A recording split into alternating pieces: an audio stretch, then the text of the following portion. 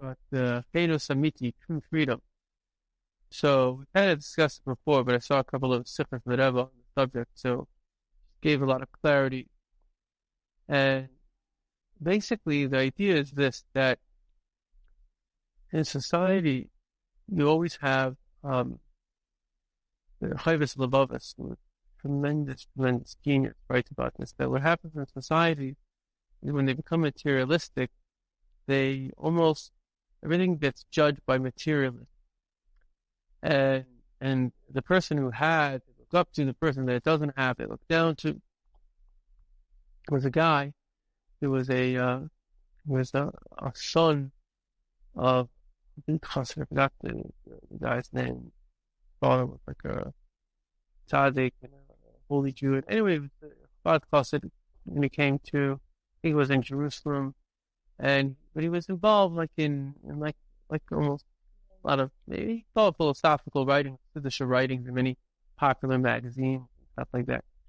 So he wrote this article, and in the article he writes about how in Rome, I think it was one of Amaroy, in Rome, and he saw it was a statue, and there was a statue or whatever, or a pillar in the marketplace, and I guess the Roman government made sure that the pillar shouldn't get wet, so they had a covering. So meanwhile, there's a beggar sitting next to the statue. The beggar's getting wet, but they're covering the statue. They had a good part. He says, not that in Israel we don't like pillars, but first we cover the beggars. And in Rome, not like they don't think maybe about how to help the poor, but first they cover the pillars. And that's a very, very good example of, this is what the Alter Rebbe says in Perek Lamed Beis in Tanya, that it's a question of what is the main thing in life. Because everybody has to serve their soul and their body. There's nobody that can serve both, because, the service of the soul is meaningful, and the service of the body is what's necessary. But if a person confuses the two, because we know that it says about the Yetzer Hara that, I think it's called Agdimo Tainose, that the Yetzer Hara, he comes into the human being when the person is a child, and by the time the person's bar mitzvah, that's when they get their Yetzer Hara, and they're actually kissing completely. So the individual doesn't even realize that their animal soul is very, very dominant in them. It says, Ayer para adam yivalid, a person is born like a wild animal. Like, there's not that much of a difference between a little calf and a little baby. They have a lot of similarities. And then the little baby, obviously develops what they have tests, they have studies with apes, and some of them are quite intelligent. By 2 years old, the human being is smarter already than the grown ape. So the human being, his intellectual capacity is very, very, very great. And he begins to formulate, speak, formulate ideas, etc. So at the end of the day, there's always going to be this battle between the body, which is kind of instincts, says, okay, I want this, it feels good, I want it now, or I don't want this now, and the mind, which is kind of much more objective thinking, and of course the soul, which is idealistic and spiritual. So you're always going to have this kind of a war.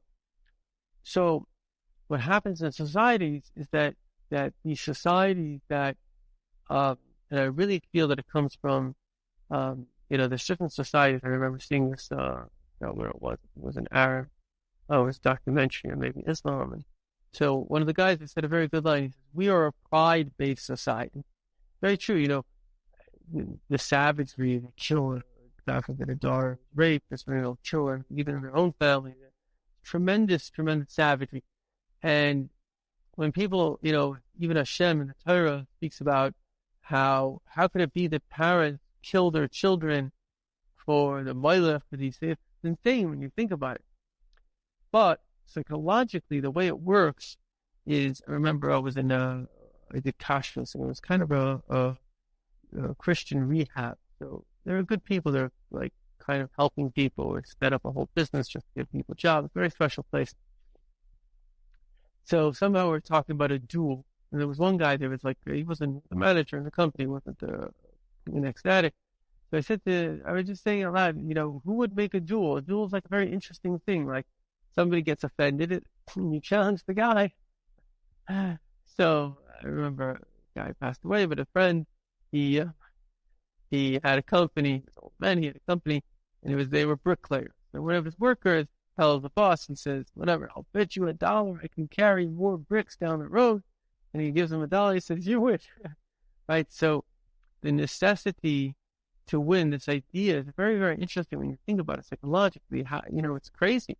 Guy gets offended, and they literally have it. One of them's going to die. It's insane. And that means that their pride is more important than their life. That's what it says somewhere. I remember it says in my prayer, not exactly what it was, but something about our money. Even before they definitely give the highest thing is give all your money to Hashem. So, use all your resources for Hashem. So it says, I don't remember specifically this, something else, it says that some people, their money is more important than their life, right? They'll literally risk their life for the money. So when you psychologically think about how could that be, right? We find it's not only with money people will risk their life for drugs. So something that's normal, and from that we'll understand what's not normal. A person would give their life for the child, right? A person has great love. This lady once told me an interesting thing, that they've done studies on people that will give their life for a stranger. And it's very common, in fact, I don't know, everywhere, but it's a common phenomenon that they say in America where somebody's ready to give their life for a stranger. So why? The answer is because in their eyes, the other person is more valuable than them. It doesn't mean that they have bad self-image. It's just that there is a certain humility that they have, and they see other people as being more valuable than them. So why would a person give their life for their child? Because in a certain sense, they have the same thing, that the child is even more valuable than me. They have this great love for the child. So we find that it says that Sino Mekalkelis is a shiur and Ava Mekalkelis is a shiur.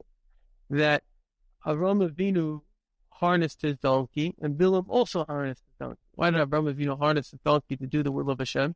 He had many servants. Because his love to do the will of Hashem was so great that it went beyond logic. And so also hatred, and something that's important to understand, is that hatred also is beyond logic.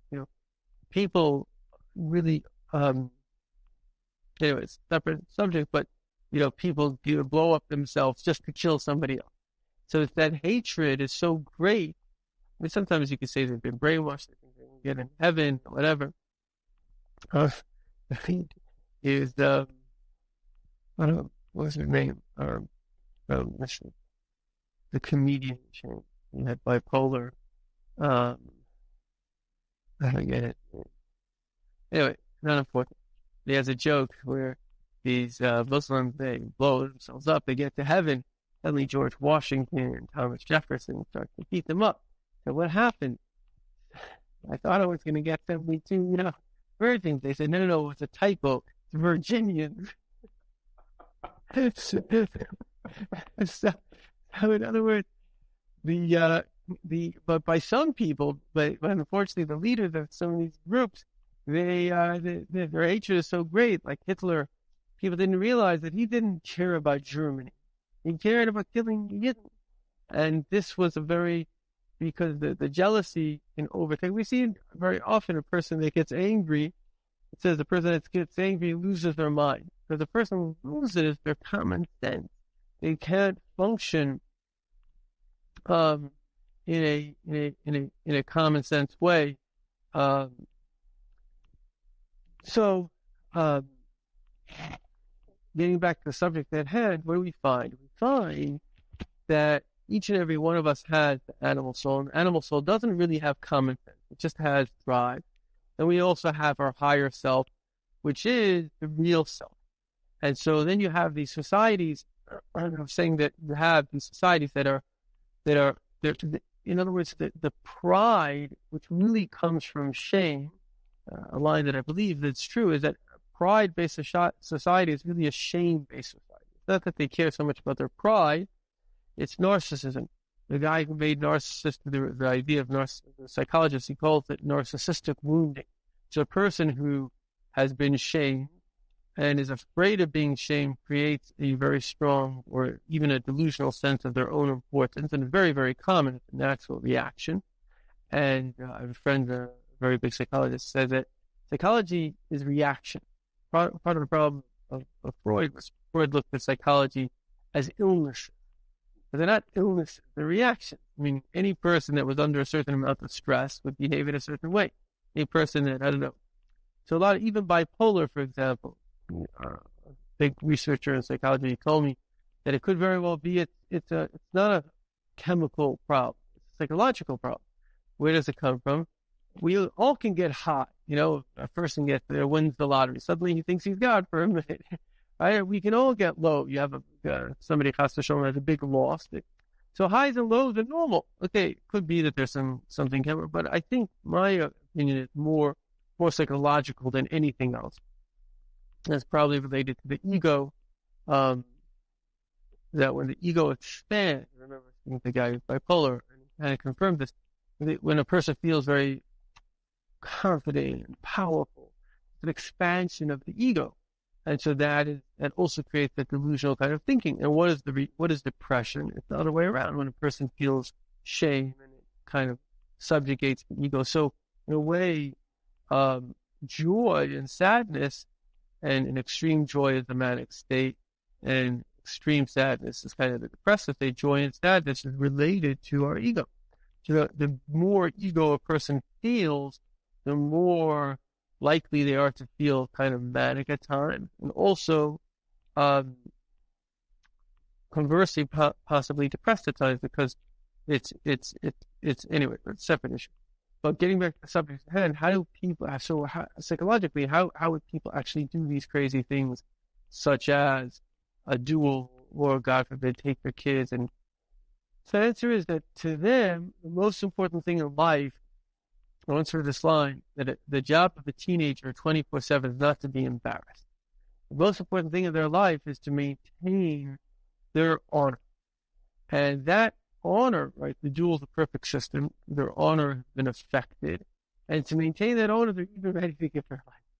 Now we find it in kind of less extreme cases, but people are ready to do that in other circumstances. For example, a person will want to be known, I don't know, be an explorer, or want to be the first person that climbs a mountain. They'll do crazy things. What is it ultimately for? It's ultimately for their honor, for their name. So it may be less extreme, but it's just it's a spectrum.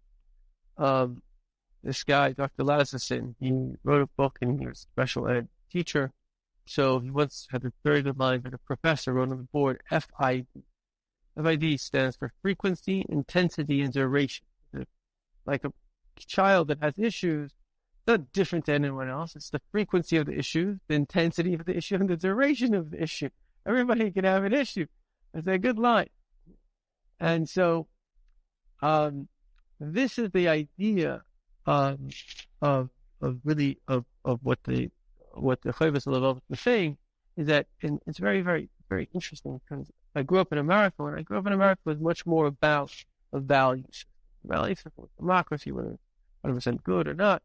But be that as it may, America was based, it was founded by religious people. They were looking it was founded on a principles of ethics, or whatever they were trying to achieve. And then Obama came, and he became president, and he was a narcissist. And narcissist is somebody that basically it's all about their pride. It's all about the whole world is about them, and it's about their honor, their dignity, and whoever's with them is good, whoever's against them is bad. And so this, people don't realize, at least the left don't realize, that they're just cult members of his cult. And that's exactly what happened. And narcissists actually are good at creating followings, because ironically, as another psychiatrist who does a lot of research told me, that it's like a field of psychology, many different fields. They say that people elect their ego to power. In other words, why did people actually go for him? If you actually think about it, he had nothing to offer. Nobody. He had no experience. Literally no experience. And the only thing he could offer was his ego. But people that don't understand the problem of that is, oh, wow, look at him. He's so confident. So they're actually electing even Nazis or Germans that elected Hitler. Obviously, many of them didn't understand what Hitler was about. Why did they even elect him in the first place? Because again, he had that kind of ego. In fact, sad to say, there were even Jews that voted for Hitler. They thought maybe he'd be good for Germany or something like that. And so they didn't understand, no, the guy's a nutcase. He's out of his mind. He's a narcissist. He's evil. And we see clearly with Obama what he did to Libya, civil war till today, Yemen, Egypt. I mean, the army didn't step in, it would be more of a disaster. It was just insane without going into all the detail. So the point of the matter is that there's this kind of this ability for us, and I saw this in America, that it's become much more what we call Zionistic, much more about the image, right? Even when people are very into money, again, is a very good thing. It's a good thing because you can tzedakah, you can live well. It's a wonderful thing, money. But at the same time, when societies are all about materialism, and money is obviously a source of getting materialism, it's really not about pride. It's really about shame. Because if people felt good about themselves, they wouldn't need something. They wouldn't be so sensitive. They wouldn't need to look good. A person who feels good doesn't need to look good. Whenever things have to look the best, they look the nicest. Even the Arabs, we find this guy, a former terrorist, and told me there's a prophecy the Arabs have that when they build tall towers, Mashiach is about to come. They have skyscrapers. Nothing's happening in the skyscraper. It's all about the pride. It's all about their pride. And all of that, unfortunately, comes from shame. It doesn't come from pride. It comes from it comes from, as Laura of Arabia said, that they're xenophobic. So there's the sense of, we discussed this before, they have this shame from the time of when Shmuel got kicked out. So they have this need, this tremendous need for the pride. So this need becomes an addiction, basically, and a person becomes obsessed with it and it becomes a primary reality. And so once we understand this idea, it's really only this idea that a person needs to understand freedom. And that is, what's your primary goal? Every human being has to sleep. They have to eat. They have to get married. They have to have children, if possible, if they can. They have to, have an income. And of course, they have to learn Chassidus, and they have to daven, and they have to bring Mashiach. They have to do all these things. But the question of the person is, what's your primary goal? What's your primary? And every person also has to have an ego. They have to have a self-love, and they have to want, in a certain sense, to be known by people. All of these character traits, you need to have them. Because if you don't have them, you're lacking drive. I think I mentioned once the story that for certain mechanism was able to kind of get rid of my ego. But I lost all drive. There was no one home. It was like a depressed person. So I had to bring it back. So now every day I have to fight with it. But at least there's something to go on. Like a person has to have gas in the car. You could be against gas, but your car's not going to go anywhere. Okay, now you have to control the gas and maybe not step on it too much, but you have to have the gas. Just no other way. And so this basically the bottom line is, it's a question of true freedom is really, in a way, understanding what is truly valuable. So when we understand what's truly valuable is the understanding, something I spoke on Shabbos, and it's based on a Sikha of the Rebbe, but also freedom, everything, Pesach is a story, right? It's very interesting because any culture that's going to survive has to have history, and it has to have a destiny, and it has to have a present. It has to have a past, a future, and a present. And so, if we look at different cultures, very, very interesting. So, there are different types of societies, different types of groups. So, first of all, you have a national identity. So, the national identity is a very, very weak identity. And the reason it's a weak identity, because what's it based on? It's based on if the country is doing well. So it's based on the success and the pride of the country. But what's the chances that that country will be a superpower forever? Nothing.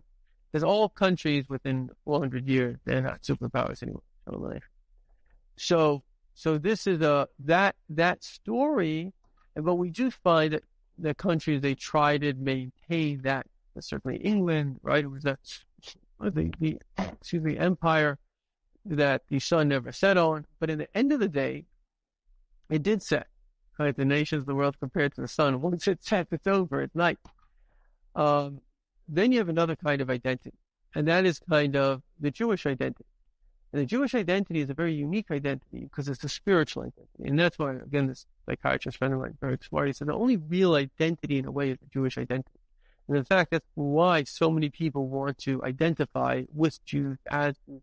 Around the world today, there are millions and millions of people that they want to call themselves Jewish or be attached to Jews. And even in a certain sense, Christianity, in a certain sense, Islam, less so, adopted somewhat of a Jewish story, a Jewish type of identity. And what kind of an identity is that? And just as I'm thinking about this, the secular world, the secular problem, they try to do the same thing, but they try to do it in a very radical, very foolish way. Right? They try to get rid of the past. There is no past. They try to say, okay, we have a present that we have to basically, like communism, radical leftism, we have to obligate everybody in. And then they're saying that this is like some kind of utopian future that's to force everybody into it. So the whole thing is ridiculous from beginning to end. Certainly if you have no past, you have no present, you have no future. But in Judaism, what our past is and what our present is and what our future is really very much a spiritual entity. Because what is our past really? Our past is a connection to Hashem. There is a God. And certainly we're obligated to listen to him. And Chassidus takes some more, partner in creation. And in the story of Adam and Eve, your partner in creation. What is the present? Your partner in creation. There is a God. And what is the future? The future is that there will be an infinite partnership, that it will be such a beautiful world that this partnership will be revealed. In a way, we're in that beginning stages. And so therefore the past, the present, the future are all true. They all make sense. Yeah. So once a person has the right story of life, then everything will make sense.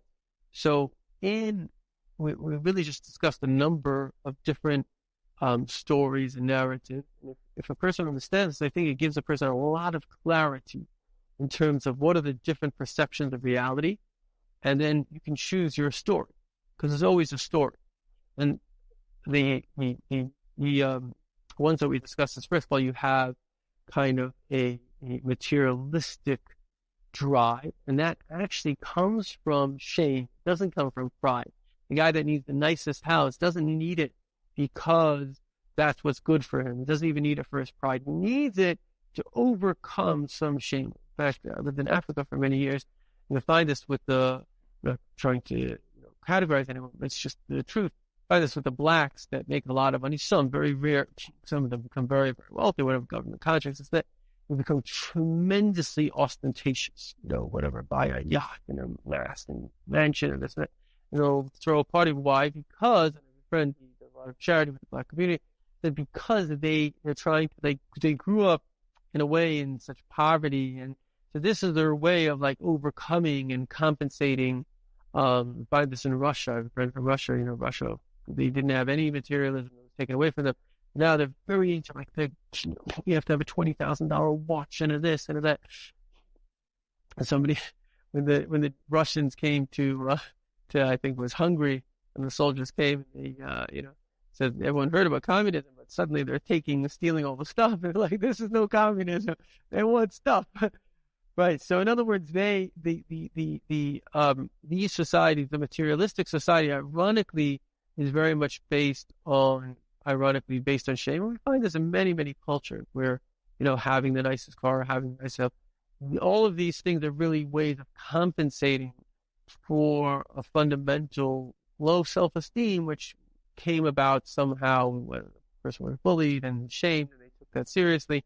And then this becomes a whole culture. Now, again, having money is a wonderful thing. Having a nice house, all these things are good as long as that's not your primary goal in life. So we dealt with the kind of the materialistic reality. Then we have various different kind of stories. You have what we would call the radical secular movement. So communism was a radical secular movement. And in fact, Nazism, in a way, was also a radical secular movement, very crazy, but that's what it was. And then now we have the left, which again, the whole thing doesn't make sense. A bunch of disinformation, bunch of crazy ideas. But basically, what these movements are trying to do is trying to erase all of history, say everything in the past wasn't true. We are the truth, and we're going to force everybody, and then somehow this is going to make a perfect world, which, of course, historically has been responsible for the death and mayhem and poverty, which is kind of, as Trump said, wherever the socialist idea spreads, that's what happens. You have death and poverty. It's a very terrible idea. So the best kind of story is the Jewish story. And the Jewish story is one in which, like we said, is that this world is a partnership with Hashem. And this partnership is one in which Hashem has challenged us. And the other day I was sharing this, and I think it's a good line, which is there are three kinds of miracles, very well known. So you have a miracle, which is the miracle of nature. Nature is a massive miracle. Every single second, it's a miracle. Then you have a miracle of supernatural. Split the sea, so it's obvious it's a miracle. But the main miracle is this kind of individual connection that every single person has with Hashem. Hashem and you are connected. And Hashem, like the GPS, and I think the GPS is a very good example, because if you're in a car, you still have to drive the car. The GPS knows how to go. And so the point is that we still have to engage in life, and the GPS is showing us exactly where, how, and it's helping us along the way. And then you say, well, how can Hashem be the Shem of all people? Well, Hashem is unlimited. So he created everyone, he creates everyone, and he's the personal God of each and every single individual. And so that's kind of the Jewish story that we have. And it's actually a very radical idea, because most people, the secular or other religions, see kind of a universal picture, and everybody should be part of this picture. But the truth is that in Yiddishkeit, it introduces a personal picture within a greater picture. And it's really more about the person than the universal. That each person has a direct line and connection to Hashem, and your connection is independent of the other person's connection. In fact, his story, you're here to help him. But whether he's doing it or not doesn't really affect your story with Hashem. Your story with Hashem is an individual story, and you're here to help him, but he's not going to affect your story, at least in your story. I mean, obviously you have a responsibility, but only in terms of how you can help. And it's a very, very unique idea, unique approach. Certainly, the story of Christianity, I'm not an expert, but is one of, in a certain sense, kind of very much a messianic story. It's a story of Shem, and then whether they say, okay, believe in this person, and then you'll be saved. So it's kind of this, and Islam has a very similar kind of idea. But again, Yiddishkeit is different, because Yiddishkeit is saying it's not about getting to heaven, it's about being heaven on earth. It's about bringing Hashem into our reality now. So this is the story. We discussed the story, the different versions of the story, and then what is true freedom? True freedom is being part of the right story. Because if you're part of the right story, it's a beautiful story of tremendous, that Hashem is running the world and each one of us is growing. We all have a partnership. We all have part of a greater whole. And that story is freedom. So that's the L'chaim L'bracha.